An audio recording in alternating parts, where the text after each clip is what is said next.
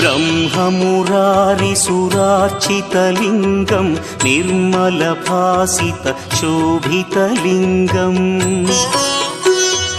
जन्मज दुःखविनाशकलिङ्गं तत्प्रणमामि सदा शिवलिङ्गम्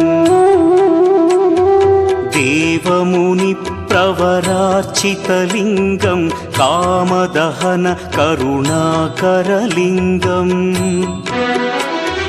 रावणदर्पविनाशकलिङ्गं तत्प्रणमामि सदा शिवलिङ्गम्